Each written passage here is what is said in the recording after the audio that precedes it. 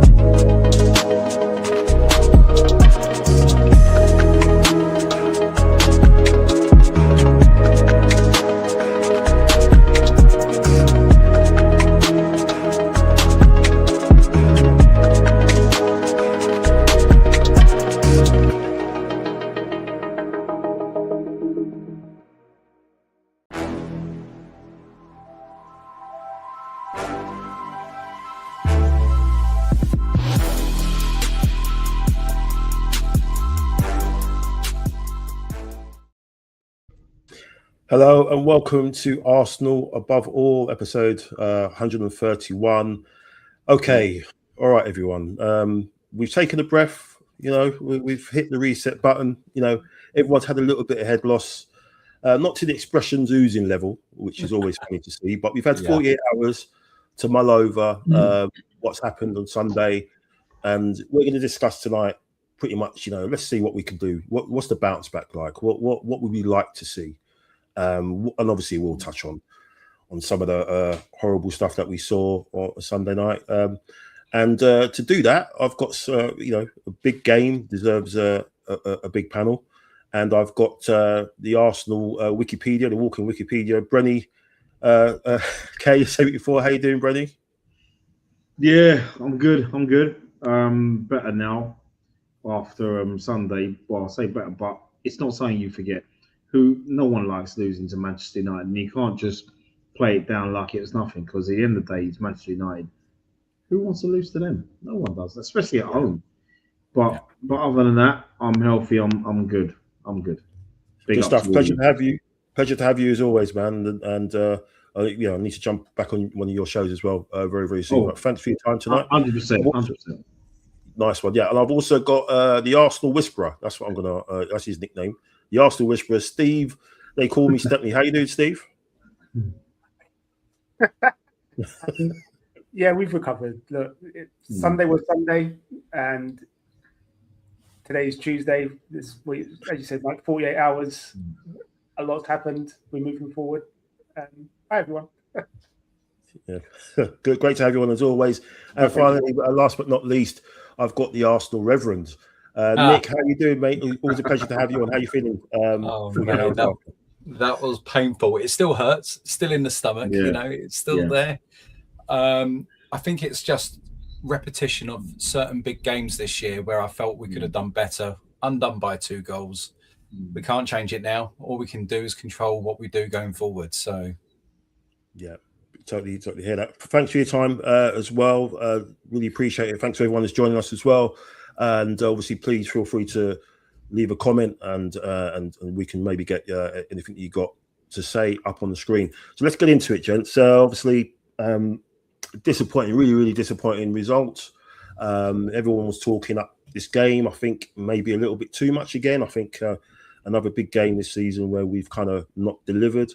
Our record against the big teams was so lauded, wasn't it? The last couple of years, apart from the Villa win and the one against obviously our neighbours down the road.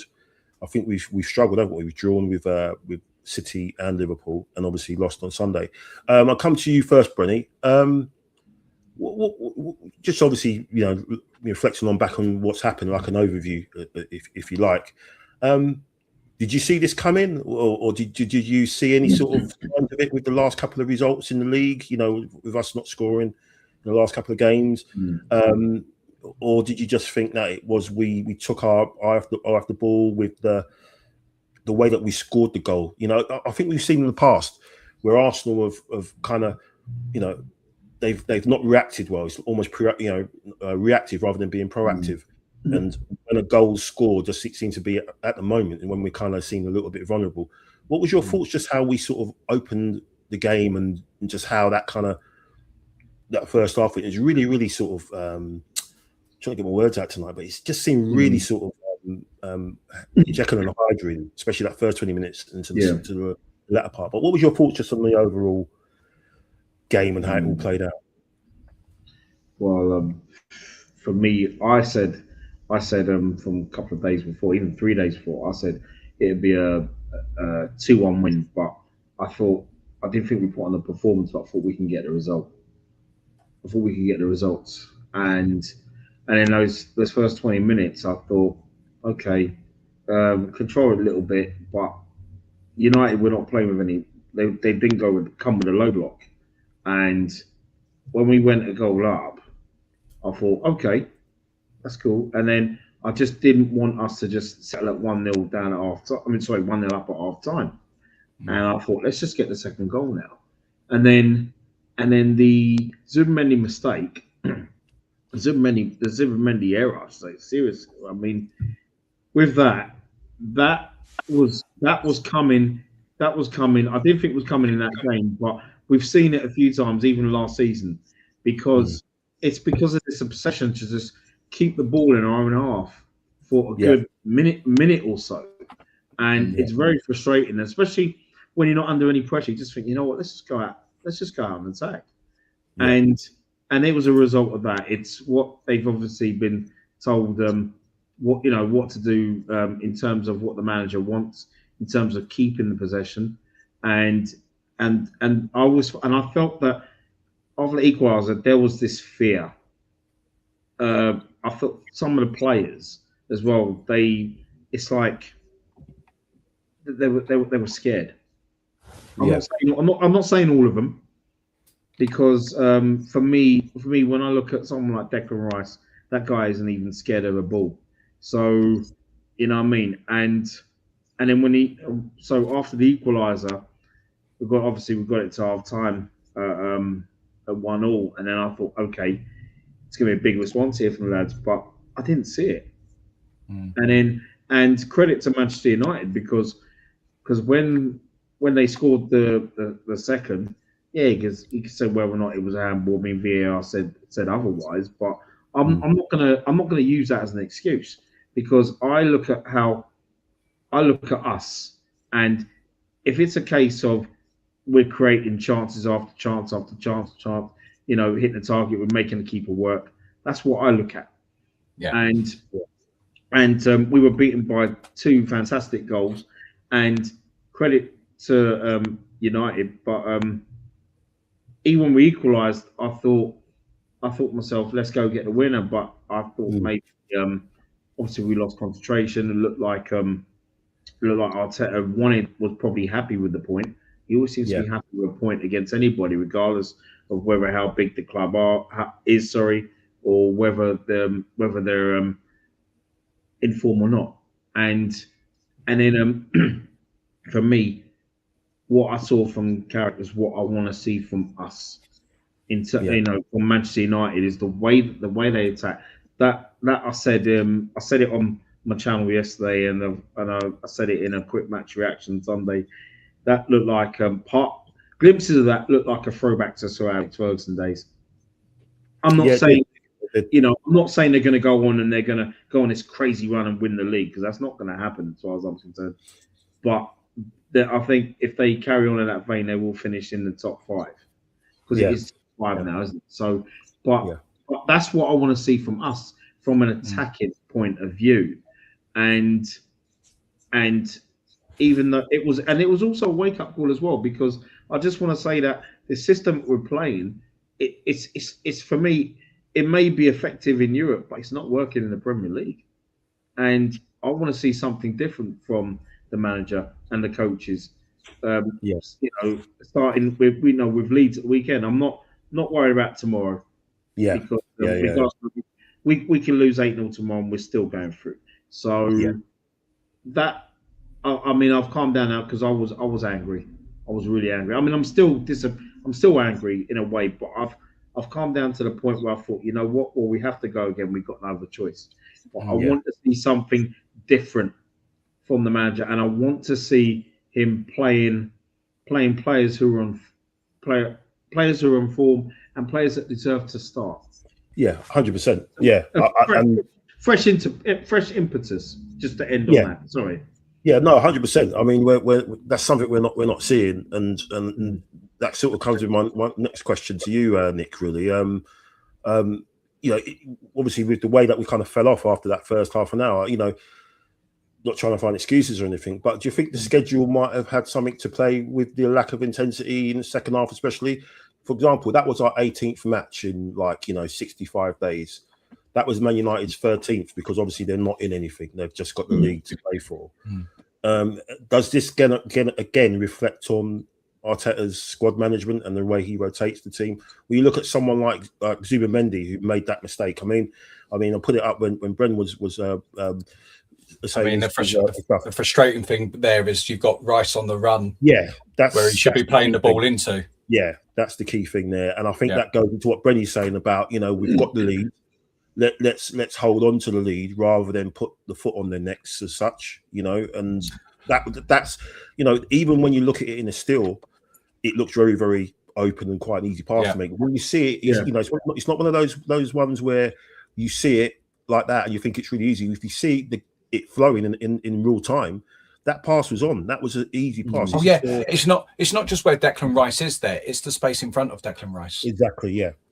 Right. You should be splitting those two midfielders and putting it in the middle of that triangle that we've got there, from the centre circle to Dorgu to whoever that is in the centre there. You should be splitting that near to the inside of the D. That's where you should be passing that forward. Right. Let's face it.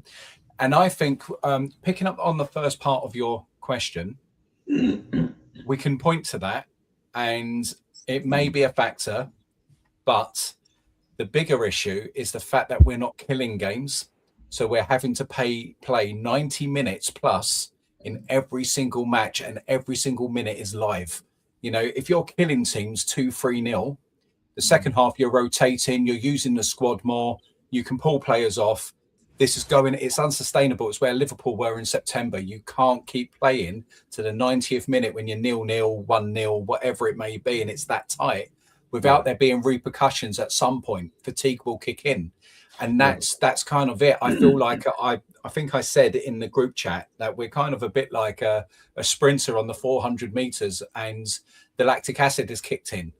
And you've got to keep sprinting, but you can't. The whole of the field is coming back at you, but you've got to somehow try and get to the finish line. And I think what Brenny picked up on, I would say, I looked at those two United goals and I was envious. I was like, oh gosh, that was us. We used to play football like that. And I applauded the Dorgu goal and the Kuna goal. How refreshing just to see a player run on, not against my team, obviously, but hit it first time from the edge of the box. And I'm crying out for Arsenal. And our biggest problem is, you think about both of those United goals. We've got players that are static against the defence, not dropping off, not running in behind. If they do start to make a run, the midfielder has got no inclination to play the ball forward. It's going sideways. So then that kills movement as well. We're too far ahead of the ball. And the ball is too slow getting to them. So what United done to us, they moved with the ball and they attacked in a free-flowing manner, and that caught us out.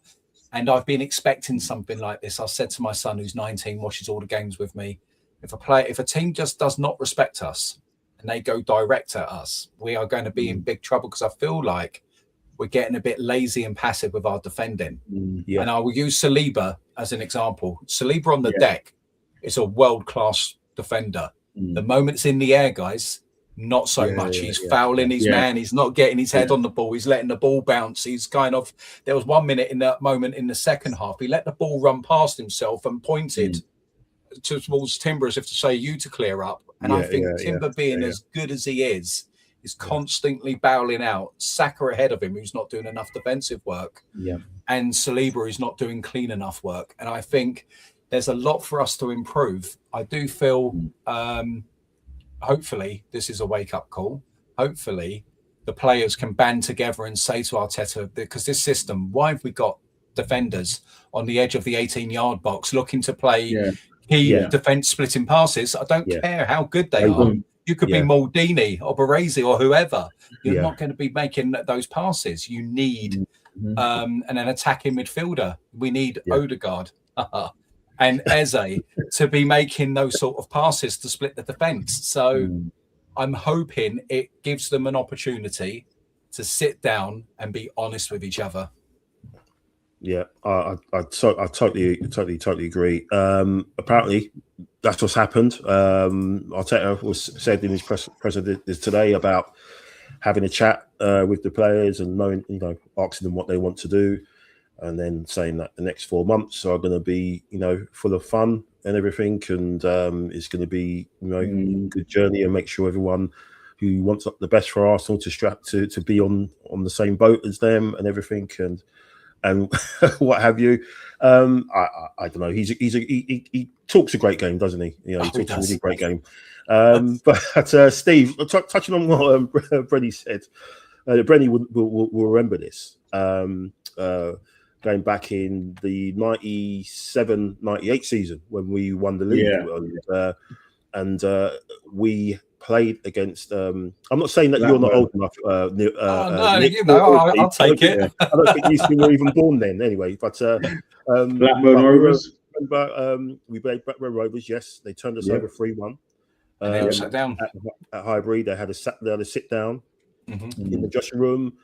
Ian Wright got in a lot of trouble because he started hurling expletives to the Arsenal fans below, who were having a go at him and the team. And after that, they sealed up the windows in the dressing room, so you couldn't open them after that because of him. Do you think this could be a reset, or do you think we, not to get any hyperbolic over it, but do you think there's a possibility that we could have lost more than 3 points on Sunday? Could we have lost a little bit of that aura, especially defensively, what we've had this season so far? And as Nick's touched on, Saliba just not looking as solid as he used to be. You see shots like this of the players just all having a conversation. Have we lost a little chink of that aura which we have, going into this with our great defensive record? Where do you think we go from here? I think this part of the season, more importantly than the beginning part of the season, is where teams will have to have a go. If you look at the bottom teams in West Ham and is it Burnley or Wolves that are on similar points, very close to the teams above them. Burnley, they have to go for it. They have to go for it, and that's the danger. Is teams will have to go for it. At the beginning part of the season, teams are not wanting to lose.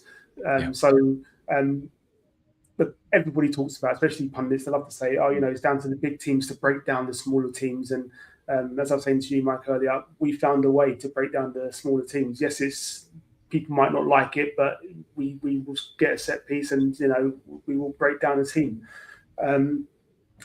We will lose a bit of that aura because Sunday's game was unusual in that we did a lot of things that we don't usually do. We panicked. And that for me was the worst part about it, is that we just seemed to just go, I don't know what we're doing. And you just go, hold on. You spent all this time knowing what you're doing. Why don't you look like you know what you're doing? This isn't this isn't what we do.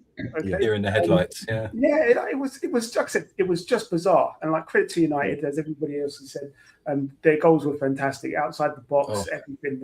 The Cunha goal, obviously we saw Ethan score one for Marseille. You just sort of go, Ethan does that. When we had a player like that in our books, eh? So yes, we will lose a bit of our aura. Teams will go, let's give it a go. Let's try and put them under a bit of pressure. That might help us.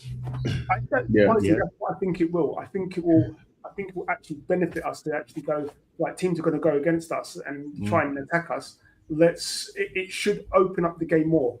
If you look at the league table itself, you look at the Championship League table, it looks like a Championship League table.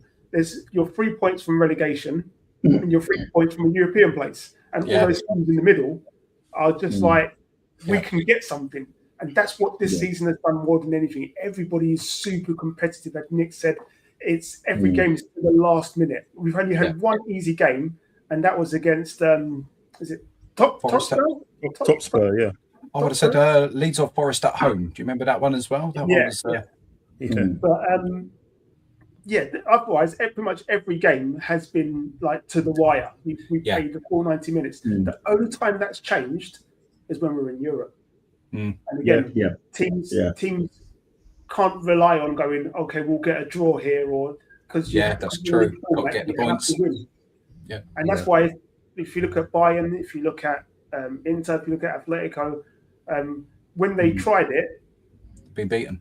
We beat them pretty comfortably, to be perfectly fair. Like, do you know what I mean? There were some moments in the games you go, oh, but like overall, some hairy moments in those games. Overall, that was pretty straightforward, wasn't it? Yeah. I do think the games will open up in this last 3 or 4 months of the season. Yeah. Because teams will have to go for it. Teams will want European places. Yeah. Teams will want to finish as high as they possibly can. Teams want to get out of the relegation zone or get out the relegation battle, and you're going to see lots of positions being changed and stuff like that. So it should open up, which should play into our hands a bit more. I do agree that we need to just tweak that Odegaard situation, because we'll talk about it. I think that's what's killed us. Yeah, we'll talk about it a bit more in depth. But let's go to the comments. Thanks for that, Nick. Ask everyone to subscribe and like and share. Really appreciate that. Thank you, mate. Steve obviously saying hello to everyone. Oh, you've got his spell check right there. Max here. How you doing, Mac? Saying good to see us all. Rich 99 Arsenal. Thanks for your comment. Big up, Rich. Panel big up. Arteta is the biggest problem. Arteta wants even our 10 wingers strikers to be 78% defensive. He only allows them to play with freedom every 8 or so games.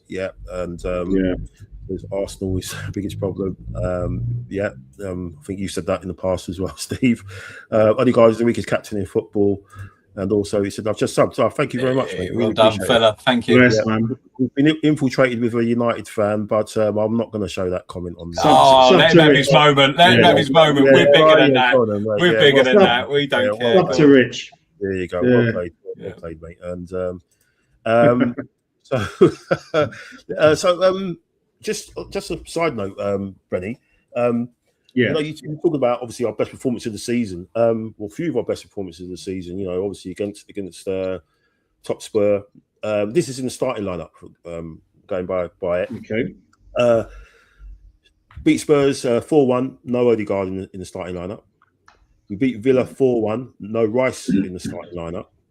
Yeah. Beat Bayern 3-1. No Odegaard in the starting lineup. Yep. Beat Inter 3-1. No Odegaard in the starting lineup. Yeah. Beat Newcastle 2-1. No Odegaard in the starting lineup. But to be fair, he came on in the second half and he did influence the game. He did. A lot. Yeah, he did it in the number 8. Yes. Yeah. Do you think that? Do you think that kind of,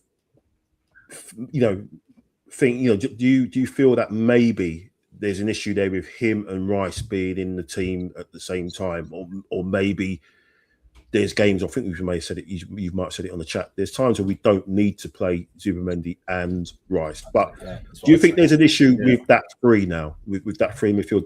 I don't think the players are bought into Odegaard in terms of what he does on the offensive side and what he does on the defensive side. He doesn't win any duels.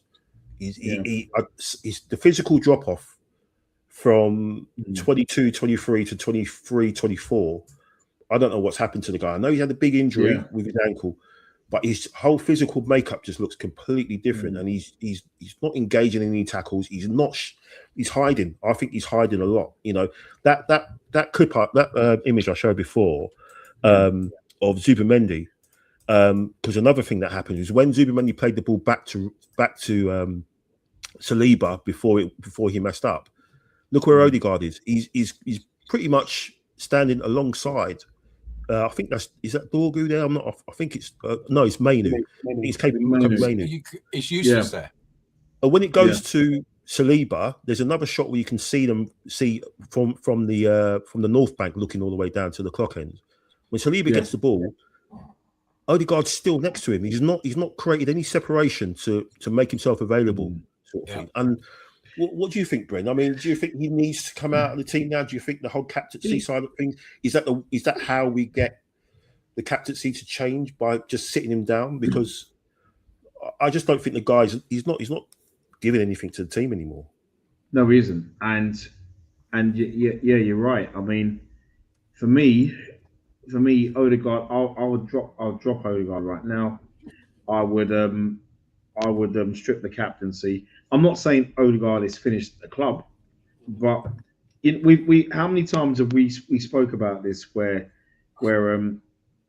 regardless whether you're captain or not, and if you're not performing, then normally what tends to happen is that the manager would bench you and would give someone else a chance if you're not showing that. But this is what I said. I said time ago that if we don't win the league this season or anything, Arteta's downfall will be the fact that he keeps relying on favourites. And when his favourites, regardless whether he gets on them or not, whether he goes out for a meal with them or not, is irrelevant. If you're not performing on the pitch, then what are we doing here? And for me, I think the fact that what club as well has players who decide, oh, you know what, let's draw lots and let's decide who's captain. You know, who's your captain? Oh, Odegaard. Oh, you won. Oh, jackpot. Hey, bigger than the Euro Millions. So it's just silly. And for me, he does tend to, in terms of like bottling challenges and whatnot, it's like he's. I'm struggling to use the excuse that he's saving himself for the World Cup because Norway are in a World Cup for the first time in how many years? And there's that, but then also, from what you said, when it was Odegaard, Partey and Xhaka, Partey and Xhaka used to do the donkey work. I can't recall Odegaard going receiving a ball from deep. I cannot. Honestly, I cannot. I mean, if there's a time that he did, then remind me. But I cannot recall that. But like last season when he had featured, and even this season, there are times where he's coming in deep for the ball when he doesn't have to. And I just don't get that. I really don't get that, guys. And also with the Zubimendi and Rice thing, I think Zubimendi, Rice, and Eze works, and I'm not just saying that. I think, but with Zubimendi, for me, I know we'll probably talk about him later on, but I'm looking at the combination between the three. They don't really seem to. All three of them don't really seem to get along, and there's no cohesion. There's no telepathy. I find with the three of them, and I don't know why that is. With Rice and Odegaard, I always thought they would have an understanding, but Rice seemed to have more of an understanding with Partey, and at times I've seen Rice has had an understanding with Eze, or maybe it's an England thing. Who knows? But guys, I just right now I wouldn't play Odegaard against Leeds on Saturday. No. But I just feel that he will play, and the sideways pass and everything else. Odegaard, I just don't get why he isn't dynamic like he used to. I mean, you don't lose that ability overnight, and we've seen it with a lot of players. It's not just Arsenal players, but we're seeing this a lot. And you're thinking, what's going on? It's like Raheem Sterling when he was with us last season. I mean, what happened? So I'm frustrated with Odegaard. For me, he doesn't deserve to. He could play tomorrow for all I care, but he just for me, I wouldn't start him against Leeds on Saturday. He deserves to be benched, but I honestly cannot see it. Yeah, I agree. I'd play him tomorrow on the basis that he's not going to be starting against Leeds. Yeah. You know, that's basically how I look at it. I think anyone that isn't playing tomorrow it's going to be the ones that are going to line up against Leeds. You know, obviously Rice and Marino aren't going to play. Those two for me would start in midfield against Leeds, especially with the type of game it is and what type of player Marino is. He is durable. You know, he can collect the ball and shield it. You know, and win his fair share of duels as well. So I think I don't think that's a game for Odegaard. You know, at all. No. Not in his current form, not the way that he's playing. You get him. You know, he's not doing anything. You know, whether in a defensive or offensive capacity. You know, he's not, and you can't rely on him. And you know, this is a running now. You know, you need to be able to count on every single person that's out on that pitch. You can't have any weak links in the chain. And if you do, you've just got to swap it and get something strong in. The only similar thing I can see of a player having a drop off like that was Hector Bellerin. The way that his physical drop, you know, I think he went vegan, right? He went vegan, or didn't he? And he was strong, he was fast, and all of a sudden this guy was picking up injuries left, right, centre. It didn't look strong enough. You know, he looked. You know, you got some comparison shots of him. He looks a lot weak. He looks a lot weaker, and obviously he left. And that's the kind of same sort of trajectory I can see with Odegaard. I don't know what you think, Nick. You know, it's disappointing, really, isn't it? You know, it's. Let me just start. All Arsenal players. This is just me being critical. Okay, if it was talking about other things, I'd be positive in this, that, and the other, and I try to support all the players. Yeah. However, with Odegaard, when he joined Arsenal, we were relatively in the mud, boys. Right, the squad was at a certain level. It's like with Arteta. When Arteta joined, the squad, Arteta was limited by the squad. Okay, things have gone on. Investment has gone on. You could argue now: is the squad limited by Arteta? Is it getting to that sort of stage now where the skill set within the squad's getting higher? Yeah. Now, Odegaard, are we seeing why Madrid was happy to sell him? Because when you're getting to that elite level and you're trying to land silverware, is there something where, you know, we're not seeing consistent performance? But then I would turn around and challenge you all. If we were to have a debate about who in the attacking six, do you remember how we used to have Wrighty, Bergkamp, Pires, Lundberg, Uber, Thierry, players you could hang your hat on that are going to turn up and do something for you? Yeah. Who are you seeing? Who are you seeing at the moment? Who do you think's out there going, don't worry, boys, I've got it today. I'm just going to murder these boys. Yeah, I've got this. Right. And so now it's coming to Odegaard, and I don't see. One of my frustrations with Rice is the lack of finishing, because the way that guy, it's like when you play basketball and you do round the clock, for me, one of the hardest shots is from the side where you haven't got the backboard to kind of judge and go in, right? You're doing all depth. That's a corner kick. Yeah. Every single time this man nails it. It doesn't matter where you want it, he nails it. So then I'm like, why doesn't that translate in front of goal when you can see the goal? Because it's ball striking ability. He should be hitting that ball from outside the box. It should be deadly from that left-hand position. But we're not seeing enough of it. And so for me, I feel like Zubimendi and Rice need to kind of double pivot six with one of them kind of going forward, right? And whoever that other 8 is, whether it be Odegaard or Eze, comes more central with the license to roam and pull the strings. We can't be using Hincapié, who is a very good centre-back, trying to find a ball to our attackers. Timber, who's getting better with that sort of ball, and for me is one of our standout players of the season. I want to see the Odegaards and Ezes of this world controlling things, and I feel we've got to use the pitch centrally a little bit more. I feel like we've got to kind of, do you know what I mean? And use the Zubimendi and Rice, one to kind of hold, but whichever way our 10 has gone, that is the one that does the box crashing duties and does the overload on the other side. You know, and that's kind of, so then the other one will gravitate to the center to kind of pivot and hold the defense, and the other one gets forward and tries to break the lines and get into the box, or just creates an overload. Yeah, I just feel like Odegaard, he needs time out. I don't think playing him at the moment helps. I don't. Yeah. I would be using him for star-studded cameo roles to come on and save F the system, like we do with Martinelli and Trossard when they come on as subs. Forget the system, go on there, win the game, have fun. Yeah, 100%. I mean, you look at the goal, the first goal.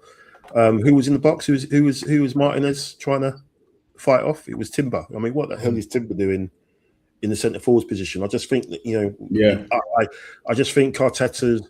I think it's a league problem. This low block thing where teams are coming up with this low block, and I think managers are trying to think a little bit outside the box. And I just think Arteta again, he's just overthinking things a little bit and getting players in positions where they shouldn't be. I mean, we've seen Timber getting in the way of Gyökeres when we played against Chelsea. He's stopping him from getting a header. A winner against Chelsea when we drew 1-1. I remember.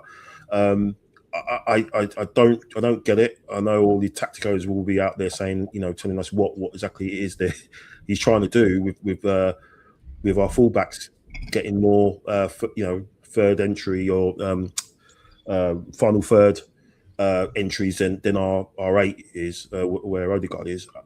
I don't get it. What's your thoughts on? What's your take on Odegaard, Steve?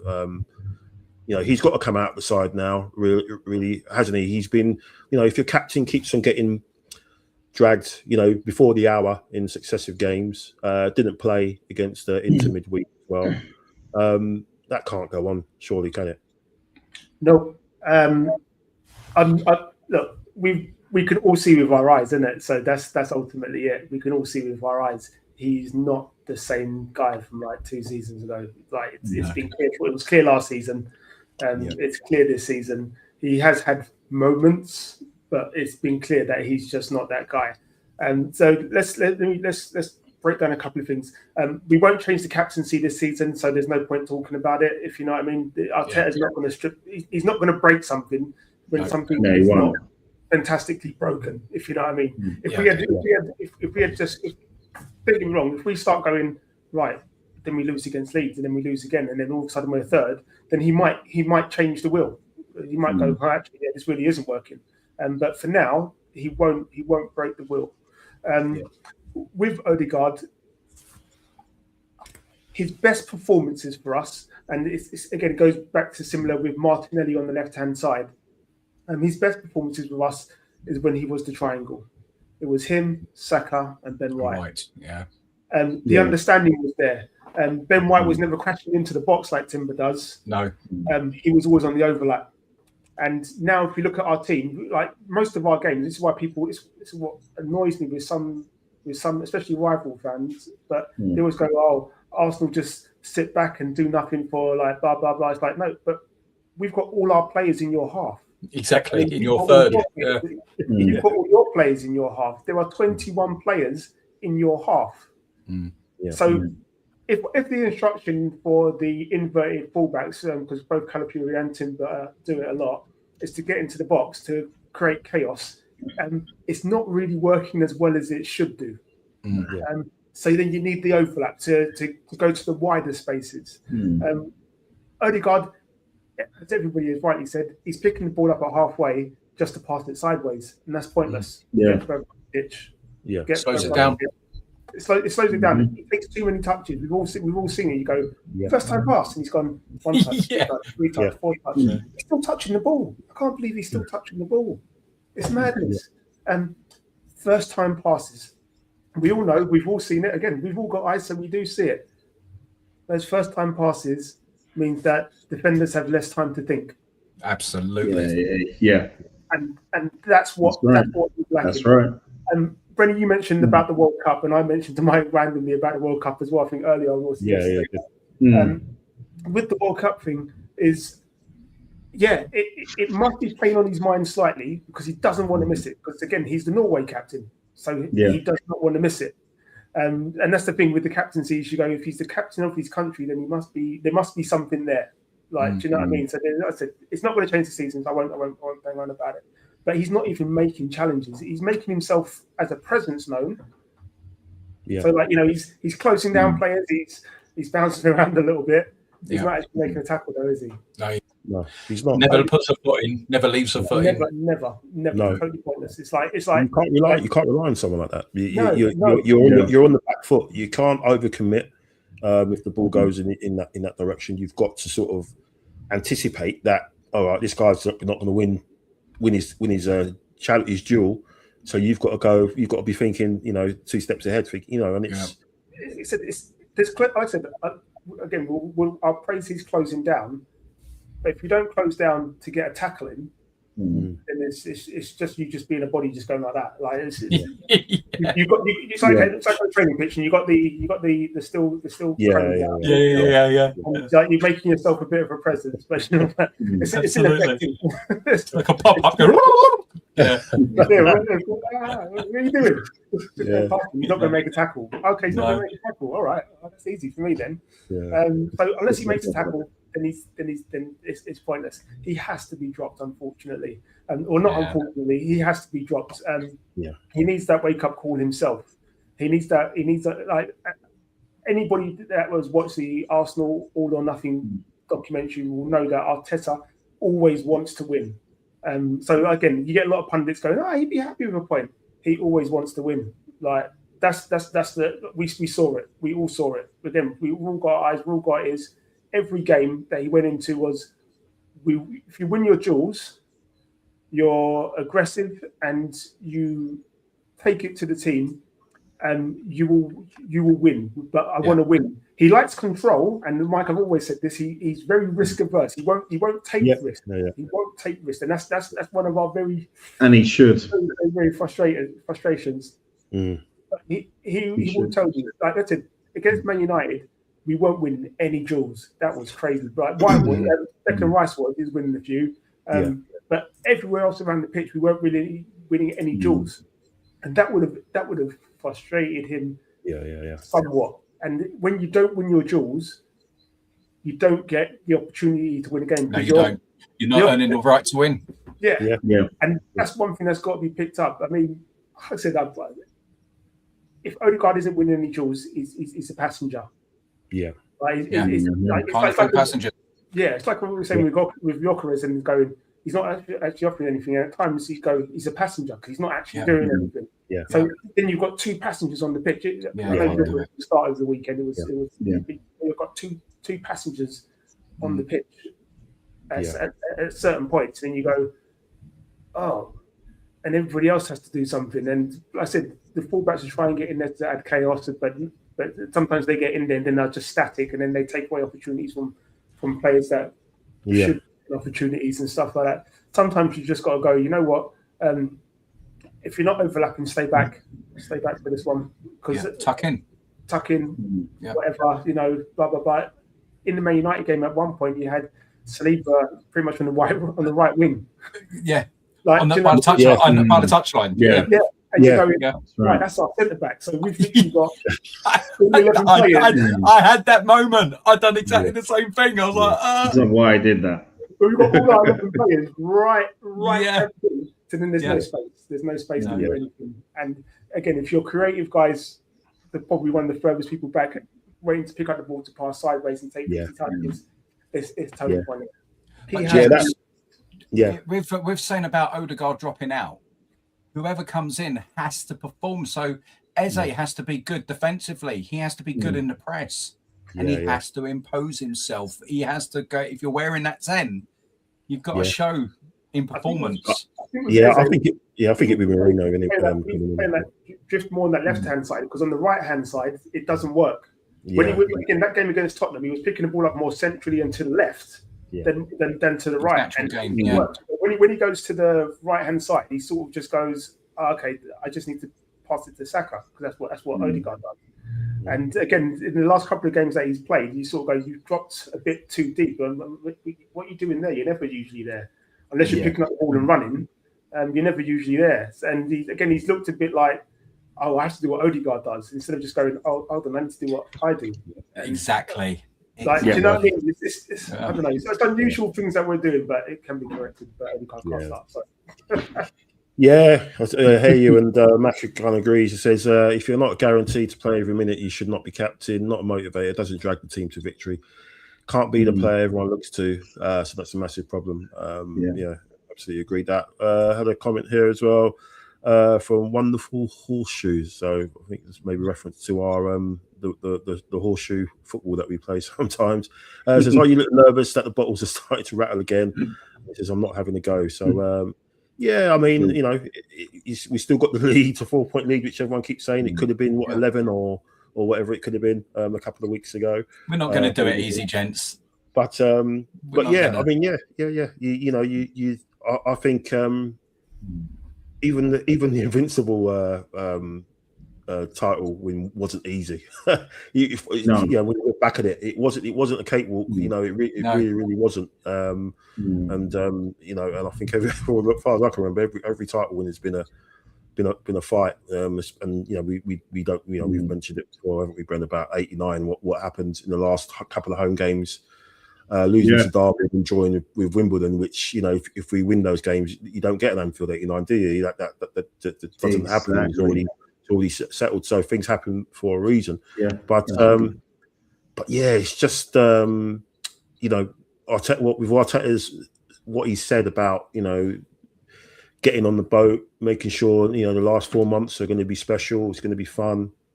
You know, and people are saying stuff about the fans, Bren, about, you know, the atmosphere in the stadium and everything, and being anxious. And you know, I kind of know what would stop that anxiety. It would be attacking football. Would be having players have a shot on goal. And you know, we've been to games, and when you see teams attacking and have a shot at goal and it goes over the bar or just over the bar, it gets to that, you know, you get that well of anticipation, and everyone gets excited. When you go inside the side and everything, and you're playing risky passes in front of your own box and not at the opposition's, you are going to get people anxious. I don't understand why people can't compute it and think that that's the reason why, because we've all got PTSD for what's happened for the last 3 seasons. So I don't get this, you know, the Arsenal fans just, you know, is that anxiety transmitting to the players? It might be, but we've got good bloody reason, because you're not playing football enough to try out of, you know, have a go, be on the front foot. If you know, and that's the best atmospheres we've had the last couple of years have been when we've gone on the front foot and we've gone at teams and we've gone at them from the first minute. It's reverted back to this control and making sure everything's sort of, you know, we're taking 10 minutes for each throw on. The free kicks we take, you know, it's like a performance piece. It's a performance piece, you know. Gabriel's got to go over to Rice and have a little conversation. Then Gabriel trots over to the little gang at the back post, you know, tells them what's going to happen. They all line up offside, you know, and Rice puts his hand up, and then they all trot back on side, and then the cross comes over. Can we take a free kick? Can we get them on the back foot and just try and you know, and get everyone on the first half free kick? You know, when Maguire, their best header of the ball, is near post. And we're all lining up at the back post. Why didn't you just send it back post? Do you know what I mean? You've got Martinez, of all people, who's got a good jump on him. He's a bit like Timber, a bit shorter, but a really good spring. Even still. It's like, guys, it's just that they need to be able to. The 2 minutes per throw-in drives me absolutely balmy. Drives me 100%. Absolutely balmy. Likewise. Absolutely crazy. So have a quick look at this, guys. Just obviously looking ahead on the running, and for the guy, I forgot to put the tag at the bottom. Is a guy on X that does this. It's a really good graph. Obviously, looking at the points projected last season. The points last season and to the points so far and projected going ahead. So he's projecting 86 points. I think Damos has said in the chat as well, hasn't he? He's asked a question about how much points he thinks people are going to get, and I think a couple of people have come in with 90s, late 80s, and this guy's saying 86. and obviously that won't please people like Paul Scholes, who'll probably say it's been the worst title winners in history, when he's been part of teams where have had lower title winning points than that. But anyway, that's another podcast. So obviously, you're looking at that in a cold light of day, and you're thinking, okay, that's not too bad. We've got City away, we've got Totspur obviously away. That's going to be their cup final.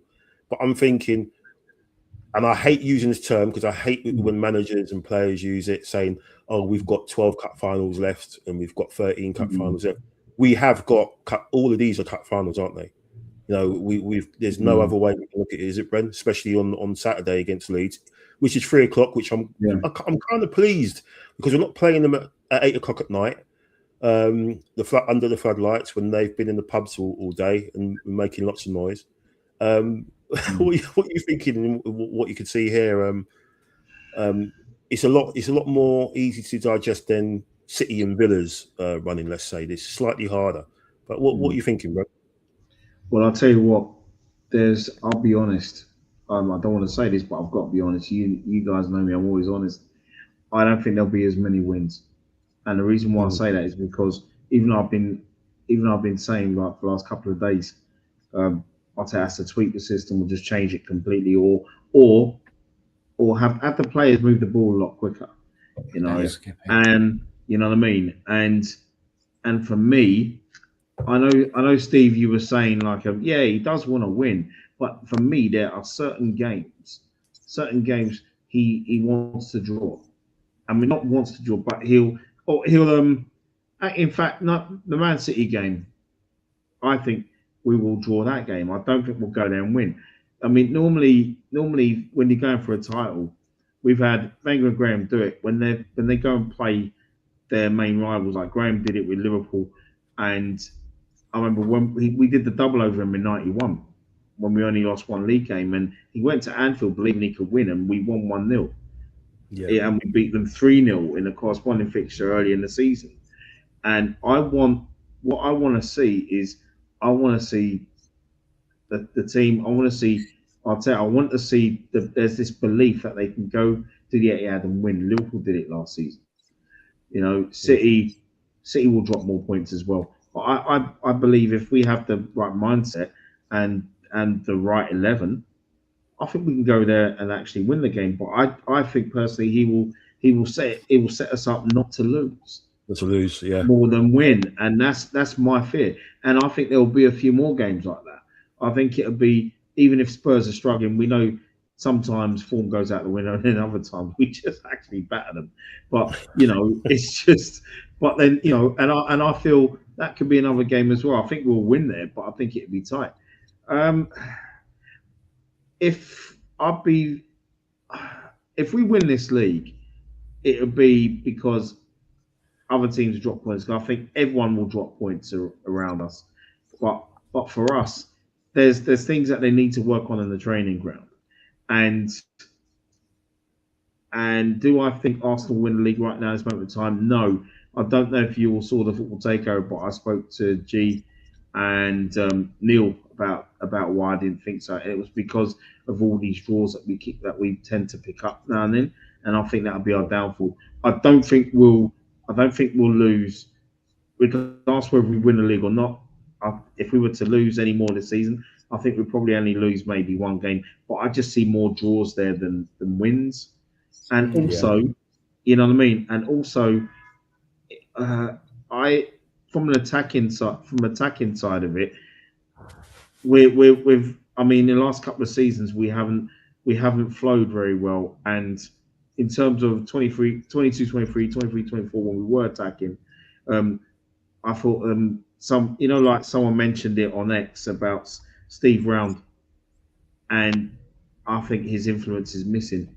And I actually agree with this person. I can't remember who it was that said that, but why are we not attacking opportunity? It's like what Nick said, and I felt the same as he did in the chat on Sunday with United's goals. And you know, I just want us to attack that way. I just want us to. I've been saying it all season. I want us to attack the way we did 2 seasons ago. Consistently. Where has that gone? we're talking about Odegaard's form has gone, and that has gone as well in terms of how we dominated teams before. What is going on here at Arsenal? So yeah, right now, this moment in time, if you can ask me again in 3 weeks, if we get 4 out of 4 wins in the Premier League, then I'll say we win the league. But right now, we look like we're going to win something, but it doesn't. Right now, for me, it's not the league. Yeah. I mean, obviously, football isn't played on paper and isn't played on a computer screen, even though, Football Manager is a bloody good game. But Nick, just looking at that, after the last couple of, the losses, we went after the Liverpool loss. We went 11 games unbeaten, and after the Villa loss, we went 6. We won. Went on was that 6 or 7 games before we lost again. Basically, that's what we have to do. Really, if you can replicate one of those bounces, which is what we're talking about, the bounce back after what happened on Sunday, it puts us up to the either Chelsea game or the Newcastle game, depending on how we navigate that. But obviously, we've got Champions League in there as well. There's a possibility of a Carabao Cup final, which I think is on the weekend of when we play Everton or Wolves. I'm not sure. So then that would be have to rearrange to. That will then be a midweek game, a game in hand. Yeah. What's your thoughts on it? Obviously, I feel right now we don't have to be perfect. Yeah. Because I think because the other teams.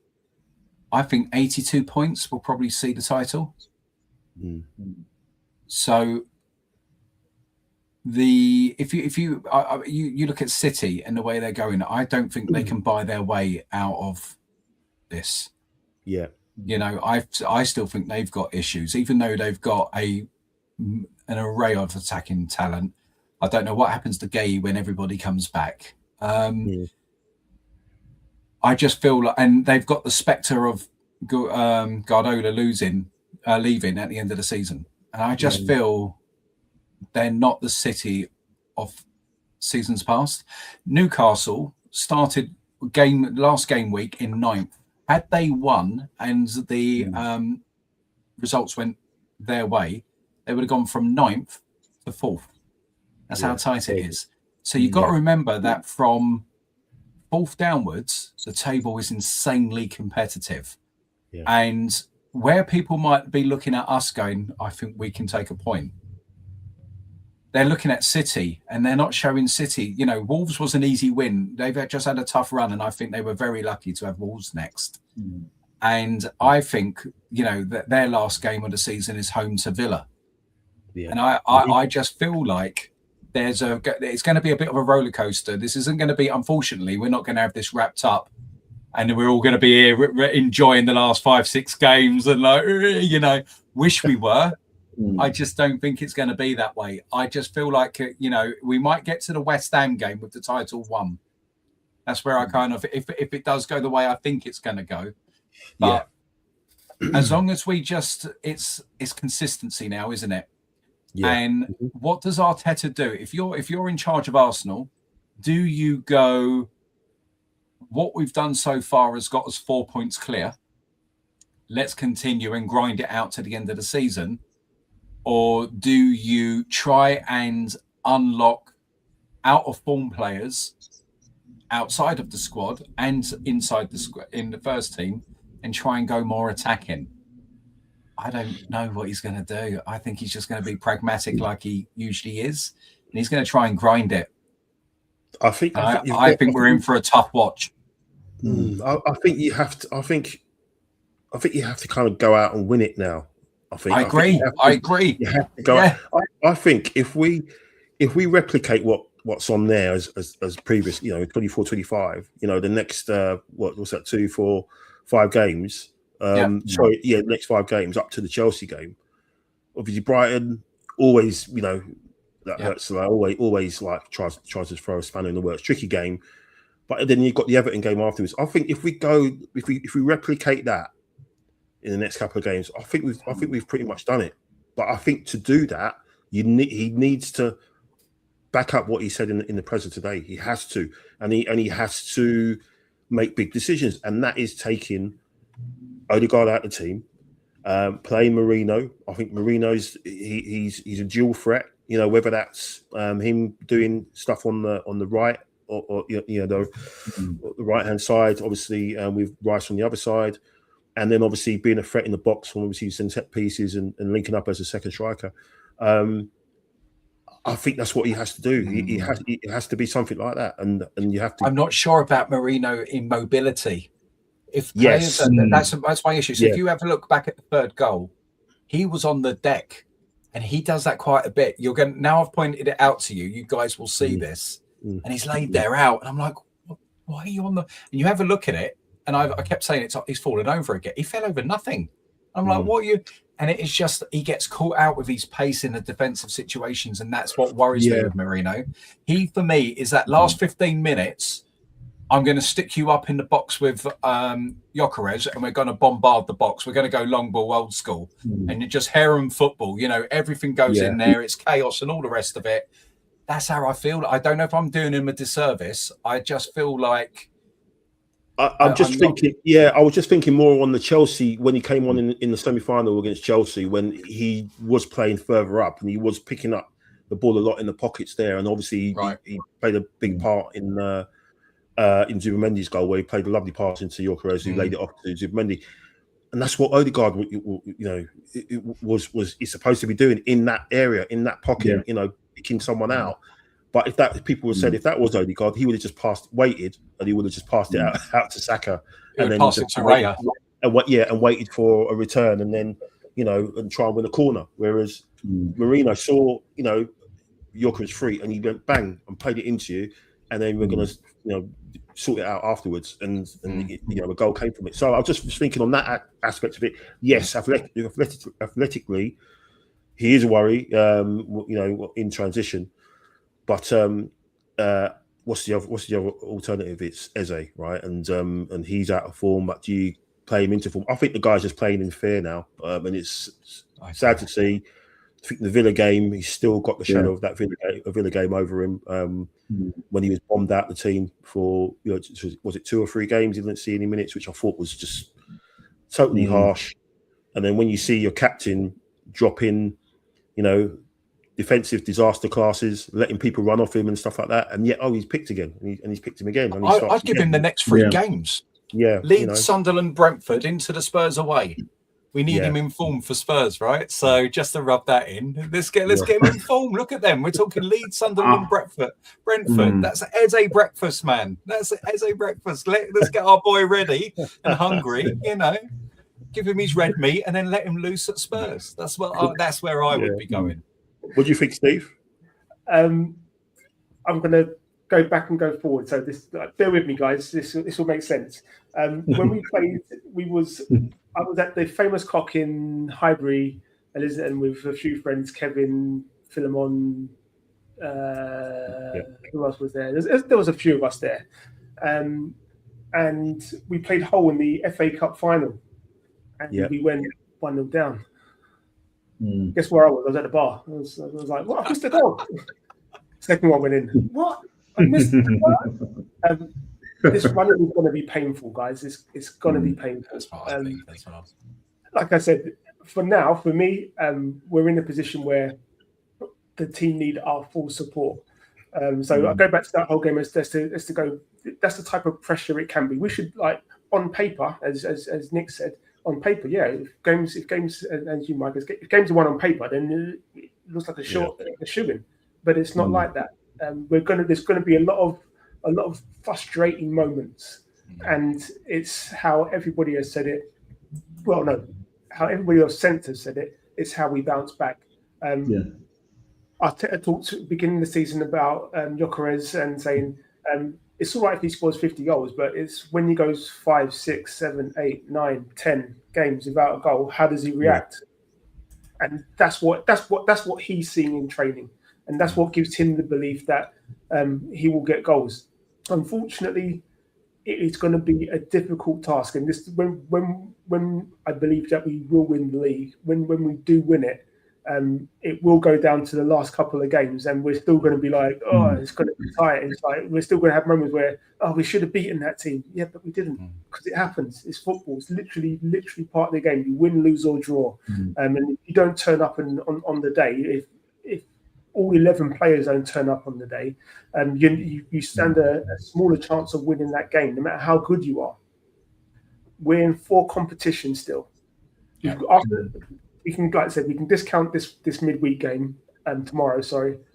But we get a bit of a break from the Champions League, so we get a bit more time in between games to recover. All before we haven't. We played Premier League, Champions League, Carabao Cup, then the FA Cup, and we played so many games consecutively. Like again, we look at Man United up until the game before. They had played 24 games. We played 34 games up until that point. So we played more games than them.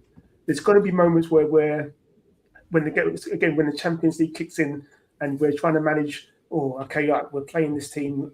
We've got to win it. We've got to win that first leg, because we can't. Even though we've got the second leg at our ground, we still can't rely on that second leg being at our ground and taking that for granted. You still got to win the game. So that's going to add another extra pressure. If we manage to beat Chelsea, then we go to the final. That's another headache that you've got to overcome, because we're more likely going to play Man City because they're winning 2-0 in their game, I think it is. So then you go, right, that's another high pressure game. You've got a high pressure semi-final, a high pressure final, and even going to City at the Etihad, for example. Personally, I do think they actually fear us more than we fear them. That sort of, once I got over that hurdle of going, all right, we can beat them. Even this season, they put 11 men behind the ball. Like, we will go there to win the game, because Arteta will want to win the game there. Like, do you know what I mean? He will want to assert that dominance, and he will tell these players, you leave it all on the pitch.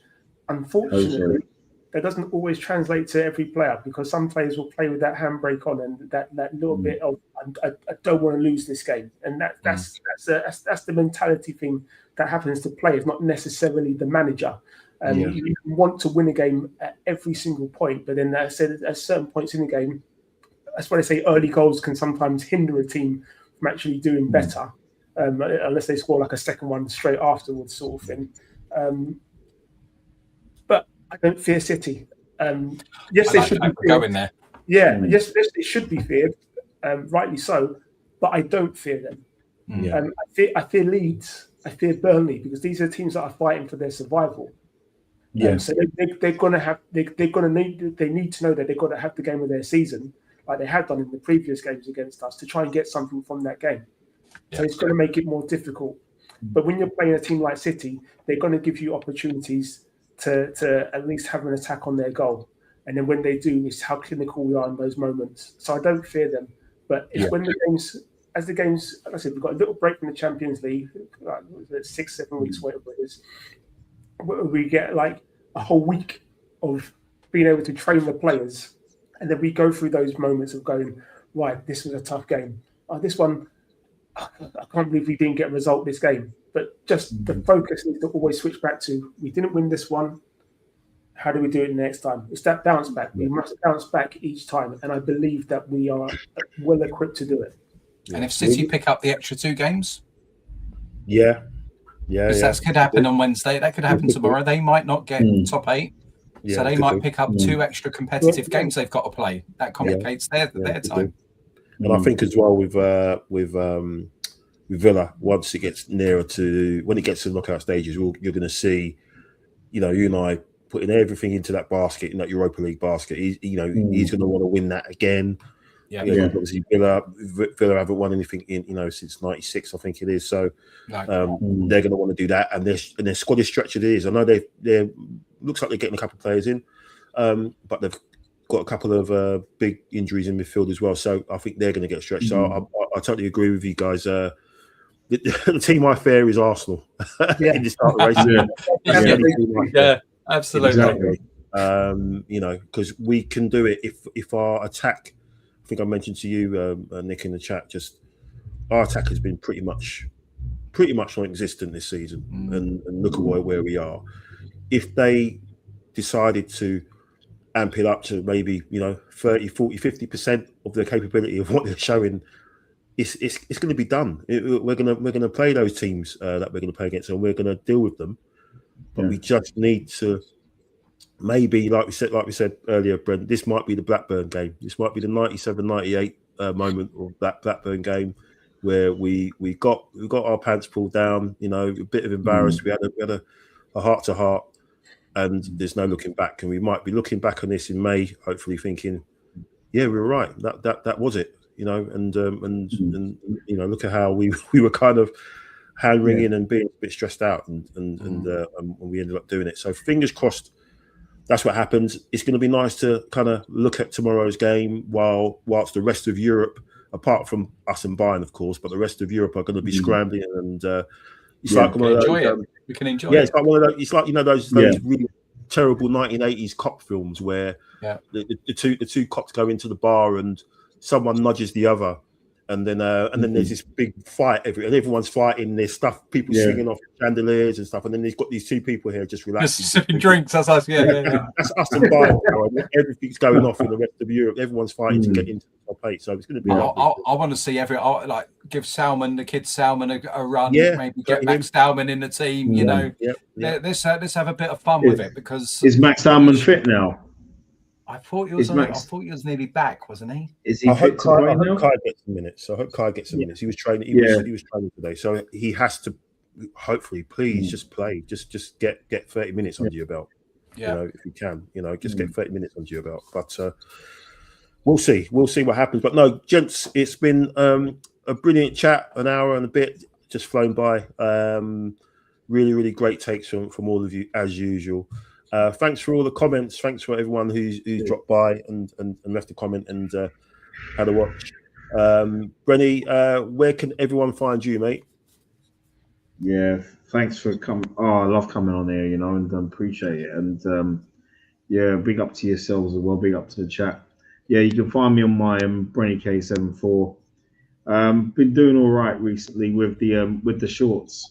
I think we've been doing a lot with the shorts video. I mean, like the other week, I got for the first time I got over 2,000 views, and after the game on Sunday, I must have got just over 1,000 views. So I'm pretty surprised by that, but I'm kind of chuffed, and I just appreciate that as well. I had someone, I think he was a troll. He weren't no Arsenal fan, who was basically giving me, support the team, yeah, you got, you know, whatever. And you know, even though we always do, all of us support the team, regardless. You know what I mean? And also, so you can find me on there. You can watch, if you haven't seen it already. I did a little 35-minute yesterday, just about how I was feeling about the game. I was pretty hard, but is what it is. And you can find me on. You can also find me on X and Instagram threads, and also please like, share, subscribe to here Arsenal by Wall.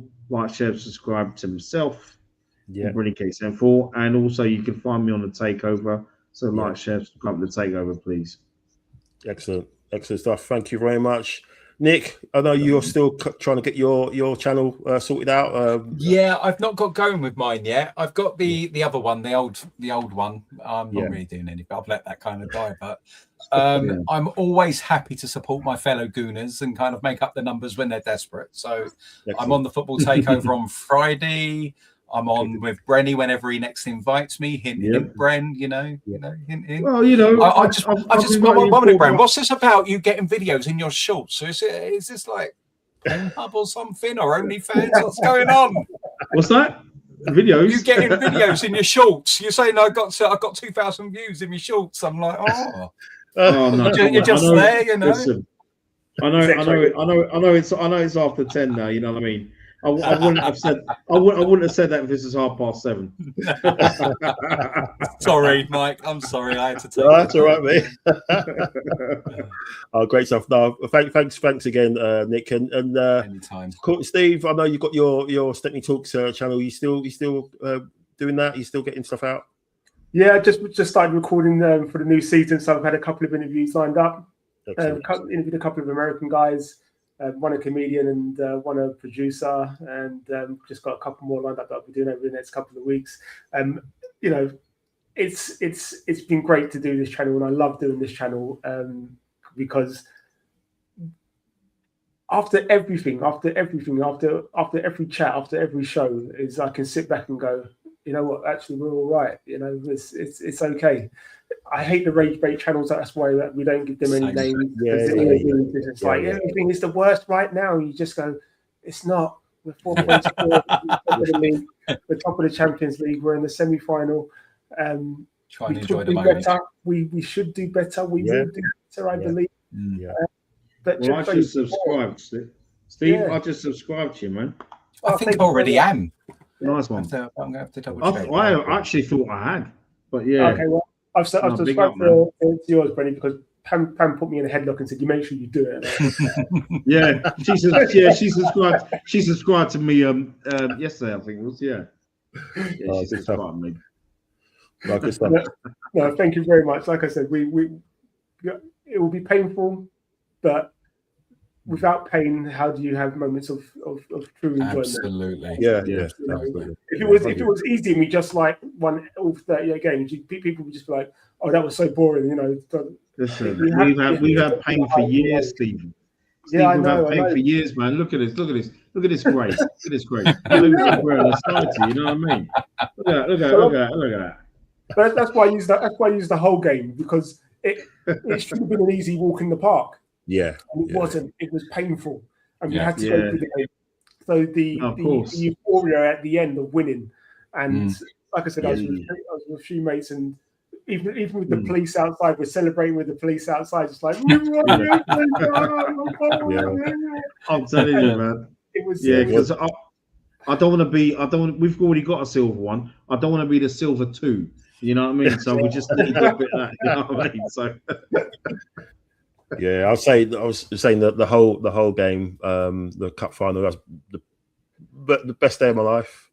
Well, I've been fortunate to have a couple, but as you know, my wife's a massive gooner. You obviously know Steve, because you've worked with her as well.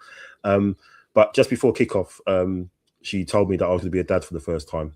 So could you imagine cup final day? Yeah. You know, first time we haven't won anything in ages, so we're all thinking, oh Christ, you know. And then before that, she drops that, and awesome, an absolute emotional wreck. And then we go 2-0 down, and I'm thinking, that's all right. We're 2-0 down. I'm thinking, oh, that's all right. I'm going to be a dad. I don't care. And then obviously I did, and then we came back, and then, you know, so my emotions were just absolutely. And I always remember that day as long as I live, man. It's just amazing day, magical. And another one. Not that I'm going to be told I'm going to be a dad again when we win the league, but you know, too old for that. But yeah, let's hope, you know, fingers crossed we bounce back tomorrow, have a nice stress-free game, see a few goals, see some players return to form, and then everybody else is nice and rested for the trip to Ellen Road and get back on it, get a good 3 points, and we keep rolling from there. Absolutely. Gents, thank you so much for your company this evening. Really, really, really appreciate it. We'll have you back on again very soon. Really, really appreciate it. Thanks again for everybody watching. We'll be back tomorrow for a quick, rapid reaction show with Brian after the Champions League games are finished. We could just have a quick look at the teams that have got through, and maybe just have a, you know, look at the permutations and just see that who we may or may not face in the knockout rounds. I think it's going to be kind of ridiculous if all can you imagine all 6 Premier League teams qualifying in the top 8? That will just be a nightmare, because for me the only scary thing of the Champions League is us facing an English team. I'm kind of happy with playing whoever else, but playing an English team over 2 legs, that's just stuff of nightmares for me. And we've never beaten an English team, have we? Yeah.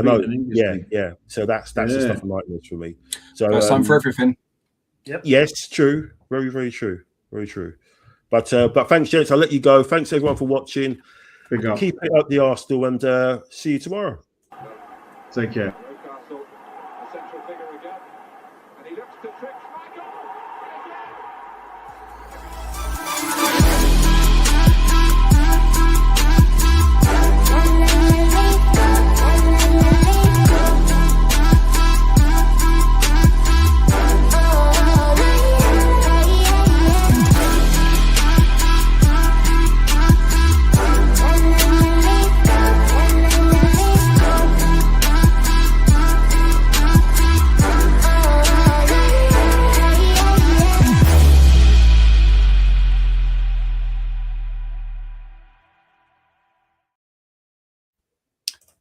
Cheers, guys.